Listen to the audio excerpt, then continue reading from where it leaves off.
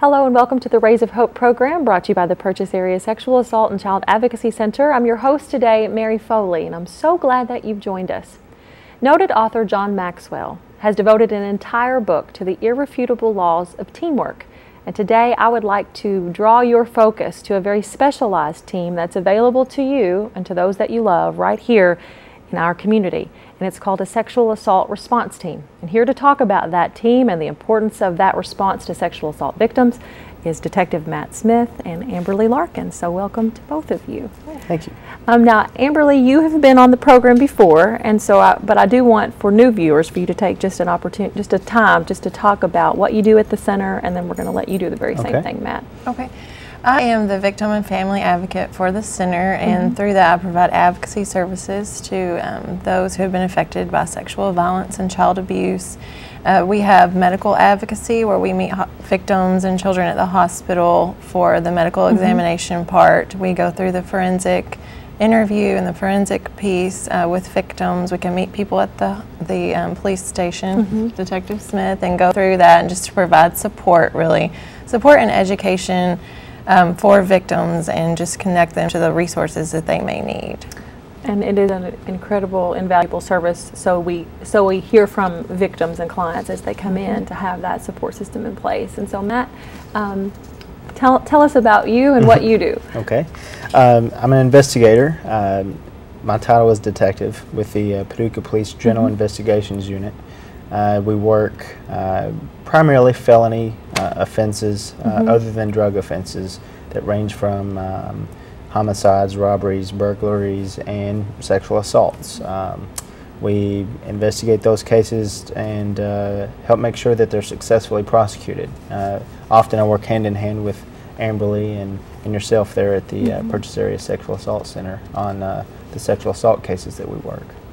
And I tell you, I want to take just a moment to let folks know what a tremendous asset that you are to our community in terms of your willingness to work collaboratively with agencies like ours. We have come to know one another very well, and I think there's comfort in that, or there should be comfort in that for the community. Well, thank you, and I think that we're all passionate about what we do, and we want to make sure that the best outcome comes forth for the victims. So. Well, thank you for being here. We have a topic today that we have never discussed on the Rays of Hope program, and that is a SART team, or a sexual assault response team. And so, as I shared with both of you prior, just in our preparation for today's program, we have seen what I would call an increase in some of the demands for our services in general, whether that's at the hospital or walk-ins, crisis line. We provide ongoing therapy. And just to give folks a sort of a point of reference, when we finished out the fiscal year, June 30th, we had seen 604 new people last year.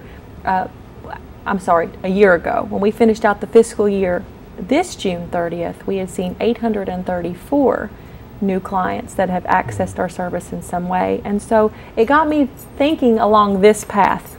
Do folks understand all of the responses and systems that are in place to assist victims? Because if that many people came forward, we know statistically there are many more that have not come forward.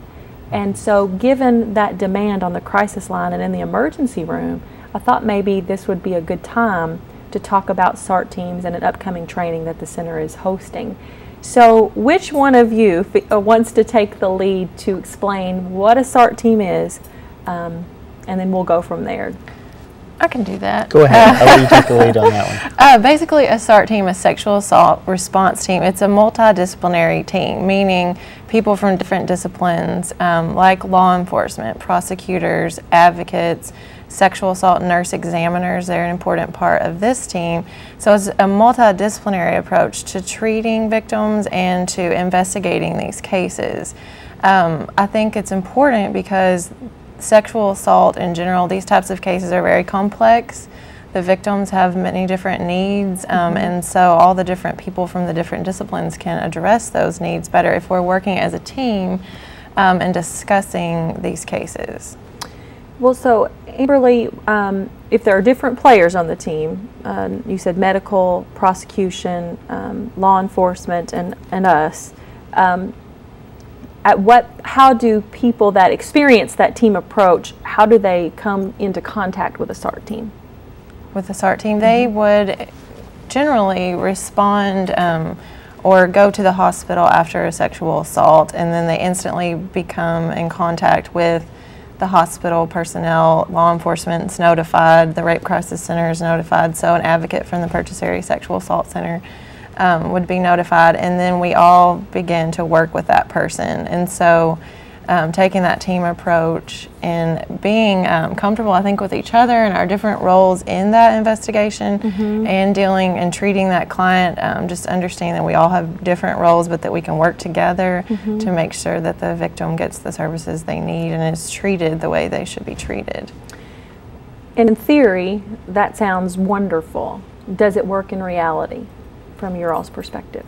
Absolutely, I think so. We've had a lot of great success working with the Purchase Area Sexual Assault Center, and I think that we've worked together so much up until this point that we can kind of expect what the next card is going to be played, you know, what the next person is going to do, and we just kind of work together in that sense without even having to communicate verbally. You know, we just kind of know and expect what's coming next, so it works well in that respect. So for viewers that may be watching today that, and I think probably specifically at this moment in the show we would be talking to victims who maybe didn't come forward, didn't know what to expect, maybe they have just been assaulted, which we know based on the data that's not unlikely that we've got viewers watching that have just been assaulted. What would be, if they got the courage to go to an emergency room, what can they expect? Well, obviously law enforcement would get involved, and they can expect that a great deal of compassion from every angle of the situation, the team. I know Amberly and the representatives from Purchase Area Sexual Assault Center go to great lengths to make the person feel more comfortable. It's a tough thing to talk about. It's very personal. And they're there for them in any way that they might need them and to assist them, even times offering clothing and you know, just any need that they might need, and as well as helping them come forth with information that is needed. And as far as our perspective from the law enforcement side, you know, an investigation will start at that point. That will be very involved, and we work with those people very closely, and honestly, it's it could be an intimidating thing, but I think having the team there and that approach makes it a lot more comfortable, and that's what we want to do. We want victims to feel more comfortable in situations like this, so that we can help them overcome that and successfully prosecute people who are accountable. Right, and on that note, I think it's important to have a sexual assault nurse examiner present, somebody who has been trained and gone through, and it's a registered nurse who's gone through extra specific training to do these exams, and that not only helps the victim in that they know what they're doing, and they've been trained to deal with victims and what they're going through at that time, but also that they are also a credible witness to testify in court, and that helps on the law enforcement and the legal end, because on average, I think I read that a sexual assault nurse examiner does about 40 exams a year, or a physician who would also be qualified to do that exam might do a couple a year.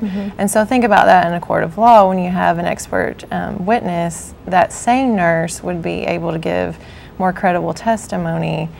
So that helps with the prosecution and with the investigation. And if you have good evidence, then you can do a good investigation, and then it can be prosecuted more effectively. Well, and I guess from a victim's perspective, to know that the person doing that exam, because it's a difficult exam, as an advocate, being present in a room with somebody that's undergone that rape kit, I mean, it's a very invasive collection process. But to know that your medical personnel are sensitive to the needs of a victim, understand what needs to be done, I think that would bring some sense of comfort. Now, I do want to point out to the viewer that we were slated to have a medical personnel representative here. They were unable to make it to the show today, but we do have SANE nurses in the community who've gone through a training. And so since we're talking about that, we have an upcoming what we call SANE SART training coming up. Tell us a little bit about that training and how medical personnel could maybe attend. Right, the training is the SANE SART training provided by the Kentucky Association of Sexual Assault Programs, KSAP, and also by the Department of Criminal Justice. They partner together, and those registered nurses who are interested in becoming a SANE nurse would attend. It's a 40-hour didactic course type training, and they would receive those credit hours, and then they would go on and do, I believe it's 60 hours of clinical training. I might be wrong on that, but yeah, 60 hours of clinical training requirements in the field. And so they would go through that training, and they can either contact us at the Purchase Area Sexual Assault Center at is our number on the screen? We'll put that number up on the screen for you, or they can contact KSAP at www.kasapksap.org. That's the website where you can get information about that upcoming training. Oh, okay. So I want to encourage, individuals to check that out if they're interested as a medical professional in attending, but also SANE SART trainings in general have a law enforcement component. And so as a detective, why is it important that officers understand the dynamics of this type of crime? I think it's important to know where you fit into the situation. There's a lot more going on than just your criminal investigation. Victims, with all the services provided, they have a lot. They're going through a lot of things, and it's just important to know that all of the components within the system, so that everything meshes well together. So, Detective Smith, from your perspective, and you've been doing this a while, what are reasons that come to your mind why victims don't report this crime? Well, it's the topic in general is very private, and it's very difficult to talk with other people about very private things. And then there's a male and female component there as well. A lot of in our general investigations unit, we have all males. So I think some of that is some of those reasons are difficult to overcome. Also, we talked earlier about how perception of police officers. People have different perceptions. Often, when you have a child, and one of the things that people tell their children is you better behave or he's going to get you when you see a police officer. And we build these perceptions over time that we're all out. That is our job.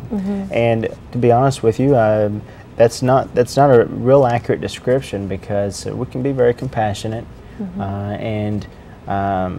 It's just we're not all molded that way.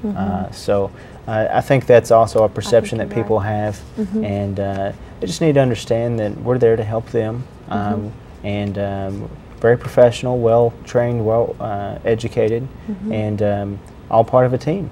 And we can all be successful together in this, and I think that closure that we can help bring the victim can help them overcome some of their problems as well. So what I'd like to do because I'd like to shift the focus a little bit, but basically what I hear from both of your perspectives, and you are team members, is that you both understand well that you have different roles. Law enforcement, you're going to have to ask questions that are difficult for a victim to hear, but in the interest of justice, they have to be asked. Absolutely. An advocate is going to be able to be a liaison during that time between law enforcement and the victim, and offer support, connect to resources, explain the process. The medical personnel is going to be trained medically to gather the evidence in the least traumatic way possible. But what I hear all of you saying is that you understand the power of the team, and that there is a team. And so I appreciate so much the discussion on that, because I don't know that most of the general public is aware that there is a sexual assault response team, that the community, the state of Kentucky, has elevated this crime to the place that they recognize the specialized nature of this crime, and then are trying to respond accordingly. So that's what we do after an assault has occurred. victims can go to the local emergency room, and then the process begins. Right. If they come to the police station, does that same process begin, excluding the medical personnel, including the medical personnel? What happens if they go to the police station first? Well, if they go to the police station first, there's a possibility that it will include medical personnel, but there's also a possibility that it won't. We have to evaluate and see if there's potential for evidence, for the prosecution of the case.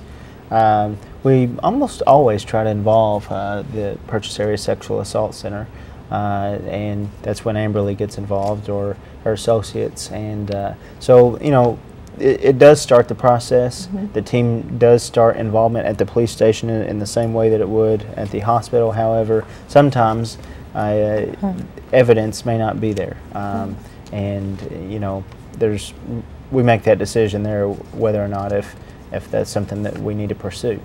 So I'm understanding here that there's a time-sensitive nature when victims come forward. Would you like to speak to that, Amberly? Sure. Any victim has a right to get a physical examination to check for disease and things of that nature, but the specific time frame is 96 hours for that evidence collection kit to be performed. So there's two pieces to the exam: the physical examination and the evidence collection. And if the victim is an adult and they wish to prosecute and it's been within 96 hours, then they can go forward with that evidence collection kit. And so the investigator would have a hand in that, just, you know, helping them help make that decision on whether that's something they wish to do. Okay, and so I do want to take this opportunity to make sure we clarify maybe a misconception, and that is that, let me ask you the question, does a victim get to choose whether or not law enforcement is involved? I think so. I mean, the victim, they would have to come forth with some bit of information. Okay. Yeah, they do get to choose if we're involved or not. So they could go to the hospital and request the physical exam. Right. And if they know, I don't want to do this other piece, that's not an automatic response. Correct. Okay. Okay. And then if they get to the hospital and they do the physical piece, the advocate will be contacted by statute. If they come into the hospital and say, I'm a victim of sexual assault, Amberly, what happens? Then the hospital ER will call our center, and we will send either myself or another staff member or volunteer at that time. And then if the victim wants to report, the adult victim wants to report to the police, then the police will be notified at that time and they'll become involved. And so if a victim says, I want the advocate but I don't want law enforcement, what do you do? I educate them on the different time limits, their options, if we contact the police, here's what will happen. And so just help them. I don't make the decision for them. I never lead them in one way or the other. I just give them information so they can make an informed decision. And then they can still access our services, right? Separate from whether or not they, decide to prosecute. So you're still there to be an advocate in a very different way. Right. And sometimes victims may not want to go through that evidence collection. I let them know that it's time sensitive, but if they choose not to go through that part and they just want to get the physical piece of the examination, and then they can choose to contact police after that time if they're just not at that point yet, for the reasons like Detective Smith mentioned. Maybe it's a financial reason, maybe it's somebody they know, maybe it's all these reasons why you might not want to report. It's going to disrupt your life as you know it. So maybe they don't want to report right at that minute, but the next week they're at a point where they feel like they wish to, then we can contact Detective Smith's agency and we can start that process. Okay. So the team is wonderful in that, that response mode. But I would think I could speak for both of you and say you hope to never have to get to that place because we are doing things on the front end to minimize people's risks.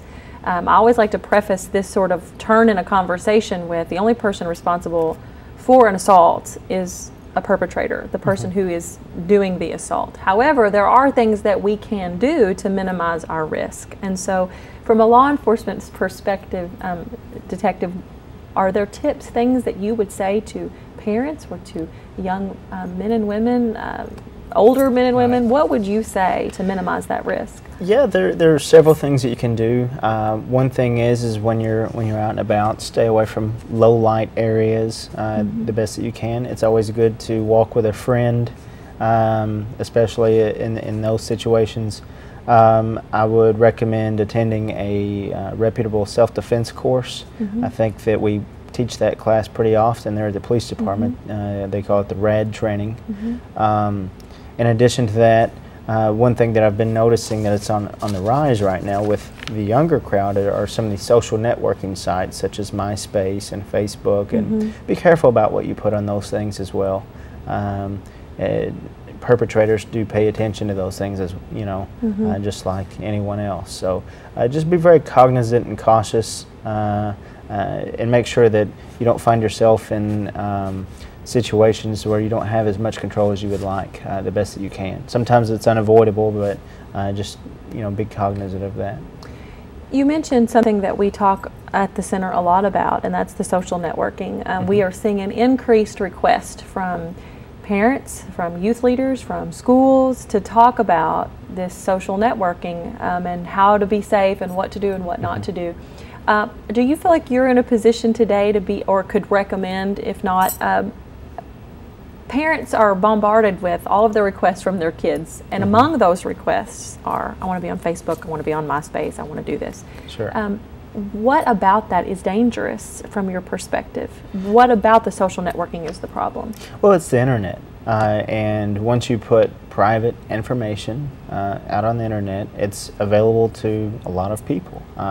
You can try to control that, in some ways with Facebook and MySpace and those type of things, because with the features that they allow you to, let people be friends and that type of thing. But there are people out there who know ways around those things, and especially when we're young and we're naive, we tend to not be as mature about our decisions, and that's what we see most frequently is with a younger crowd about things that they're putting on there that probably aren't the best idea. I would just my recommendation would be it's okay to communicate on MySpace and social networking sites, whatever ones that you may use, and have some information on there, but just be very careful about the information you put on there.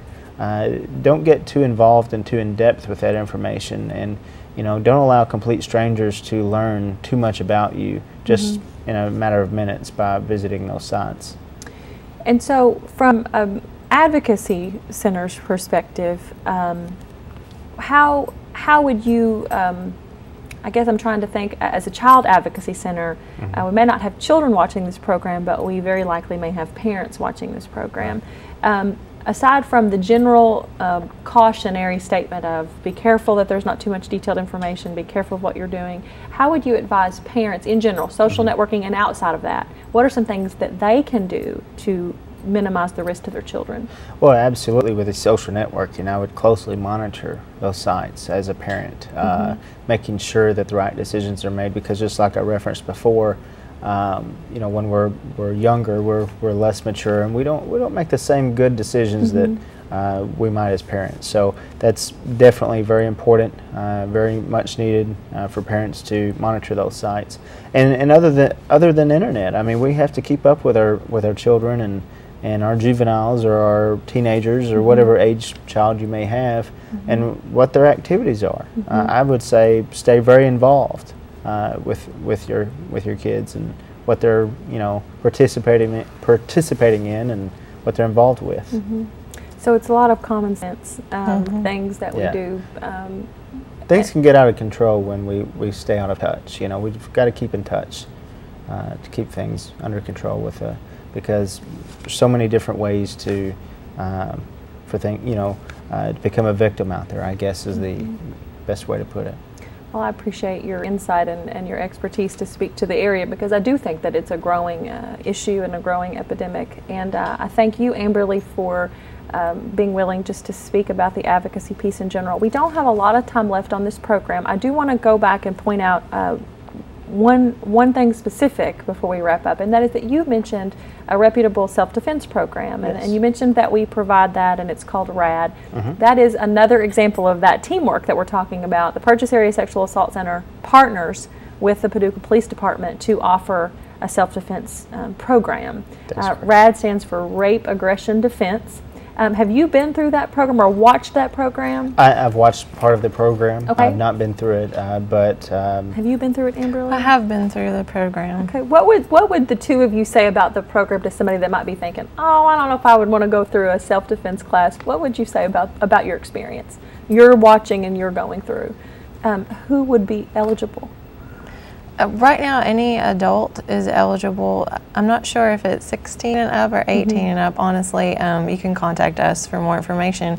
But men, women, I think a lot of it, or women rather, I think a lot of it is I learned to be more assertive and I felt more confident. And that just automatically reduces your risk to be a victim. Perpetrators prey on people who are not assertive, who may be in bad situations, and also you educate a lot on safety techniques, and really just the assertiveness and the education on safety techniques was what I came away from the training Well, and it's with. not a martial arts based program, so you don't have to be some sort of physically fit person to do it. So I think that's important. And so from your perspective, watching it, why do you think it would be beneficial for people to do that? Well, along the same lines that Amberly was talking about, you know, it does help someone become a little bit more assertive and take action, be proactive. That's the main thing. It's good to be proactive rather than just reactive. And you're already being proactive if you're taking a class and you're educating yourself and learning more about ways that you can use to defend yourself. So that's just advice as an overall approach to keep yourself from being a victim is be proactive.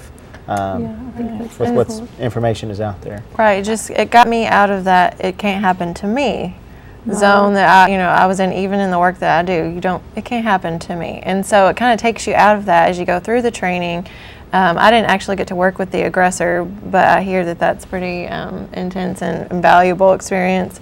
But and it, like he said, it makes you proactive and you have an action plan. So you're not in that "it's not going to happen to me" phase, and you actually are ready to go if something does happen, because we know that it can. Well, we are out of time. Thank you both so much, Detective Matt Smith, Amberly, and thank you for joining us. We have covered a lot of information. If you would like more information on the upcoming SANE SART training, you can contact our center. If you would like information on the Rape Aggression Defense Program or the newly started Kids RAD program, you can contact our center for that information as well. That number will be on your screen. And thank you so much for joining us again for another edition of Rays of Hope.